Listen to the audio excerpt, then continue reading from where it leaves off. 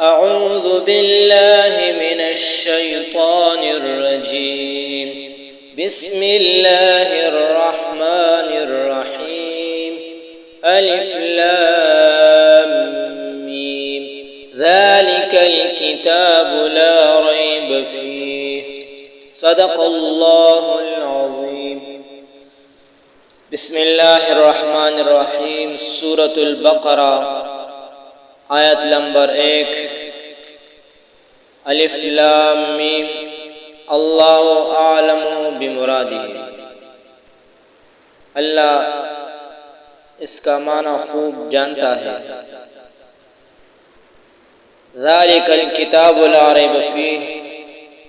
اس کتاب میں کچھ شک نہیں. پشتو میں معنی ہے الف لام میم. اللہ ددی پمانا بانے خفی گی. ذالک الکتاب دا کتاب چدے لا ریبا نشتر شک فیہ پدی کی. اس سورت کا نام سورۃ البقرہ ہے. یہی اس کا مشہور نام ہے. بقرہ کے معنی گائے کے ہے، چونکہ اس سورت کے 8ویں رکوع میں گائے سے متعلق ایک قصہ بیان ہوا ہے، اس لیے اسی مناسبت سے اس کا نام سورۃ البقرہ رکھا گیا ہے، یعنی وہ سورت جس میں گائے کا ذکر ہے. نمبر 2، سورۃ البقرہ کی فضیلت. صحیح حدیثوں میں سورۃ البقرہ کی بہت فضیلت آئی ہے. ایک حدیث میں ہے نبی علیہ الصلوۃ والسلام نے فرمایا کہ ہر چیز کا اعلیٰ حصہ ہوتا ہے اور قرآن مجید کا اعلیٰ حصہ سورۃ البقرہ ہے. دوسرا ہے کہ یہ قرآن کریم کے سب سے بڑی سورت اور بہت سے احکام پر مشتمل ہے. نبی علیہ السلام نے فرمایا کہ سورۃ البقرہ کو پڑھا کرو، کیونکہ اس کا پڑھنا برکت ہے اور اس کا چھوڑنا حسرت اور بدنصیبی ہے، اور اہل باطل اس پر قابو نہیں پا سکتے. تفسیر قرطبی میں حضرت معاویہ رضی اللہ عنہ سے نقل ہے کہ اس جگہ اہل باطل سے مراد جادوگر ہے. مراد یہ کہ اس سورت کے پڑھنے والے پر کسی کا جادو نہیں چلے گا.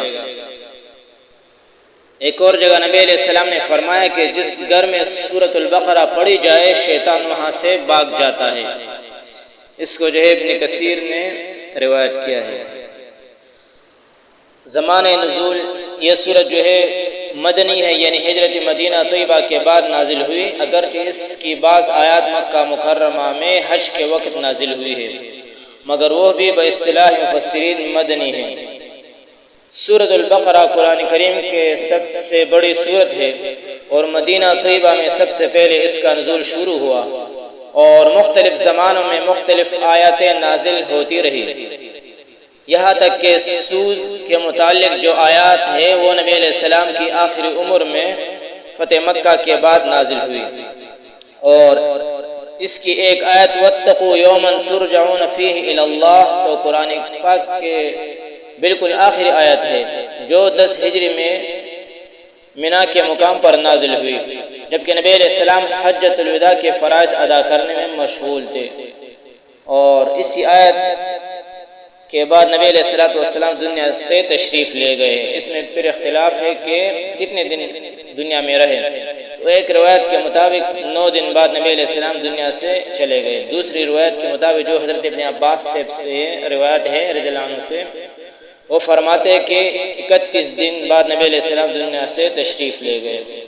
اسی طرح تیسرا قول اس میں جو ہے 80 کا ہے، اور چوتھا قول کہ 90 دن بعد نبی علیہ السلام دنیا سے تشریف لے گئے اور وحی الہی کا سلسلہ ہمیشہ کے لیے ختم ہو گیا. اس کے بعد جو ہے ربط ما قبل کے ساتھ واضح ہے. سورۃ الفاتحہ میں اہدنا الصراط المستقیم سے ہدایت کی درخواست کی گئی ہے. اب سورۃ البقرہ کی ابتدا میں اس کی منظوری آ گئی کہ پوری کتاب سرچشمہ ہدایت ہے اور سیدھی راہ دکھاتی ہے، اور پھر سورت میں ہدایت کا جامع اور مکمل پروگرام بیان فرمایا ہے. آخری بات سورۃ البقرہ کے متعلق احکام و مسائل. مضامین و مسائل کے اعتبار سے بھی سورۃ البقرہ کو ایک خاص امتیاز حاصل ہے۔ ابن عربی رحمہ اللہ فرماتے ہیں کہ میں نے اپنے بزرگوں سے سنا ہے کہ سورۃ البقرہ میں 1000 اوامر ہے اور 1000 نہیں، اور 1000 حکمتیں، 1000 خبر اور قصص ہے۔ یہی وجہ ہے کہ حضرت عمر فاروق رضی اللہ عنہ نے جب سورۃ البقرہ کو تفسیر کے ساتھ پڑھا تو اس کی تعلیم میں 12 سال خرچ ہوئے، اور حضرت عبداللہ بن عمر رضی اللہ عنہ نے یہ سورت 8 سال میں پڑھی تھی۔ اسی کو جو ہے تفسیر قرطبی نے ذکر کیا ہے۔ سورۃ الفاتحہ در حقیقت پورے قرآن پاک کا خلاصہ ہے۔ اس کے بنیادی مضامین 3 ہیں۔ اول اللہ تعالیٰ کی ربوبیت، دوسرا اس کا جو ہے مستحق عبادت ہونا، یعنی اللہ تعالیٰ کا مستحق عبادت ہونا، اور تیسرا جو ہے طلب ہدایت۔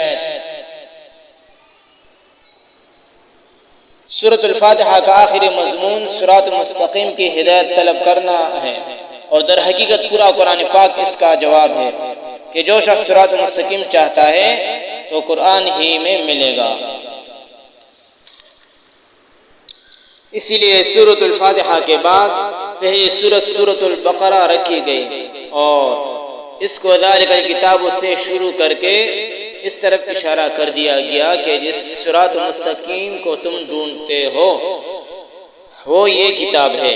اس کے بعد اس صورت میں اول ایمان کے بنیادی اصول توحید، رسالت، آخرت اجمالی طور پر، اور آخر صورت میں یعنی صورت کے آخر میں سورۃ البقرہ کے آخر میں ایمان مفصل بیان فرمایا گیا ہے، اور درمیان میں ہر شعبہ زندگی، عبادات، معاملات، معاشرت، اخلاق، اصلاح ظاہر و باطن کے متعلق ہدایات کے بنیادی اصول ہے، اور ان کے ساتھ بہت سی جزیات بیان ہوئے ہیں۔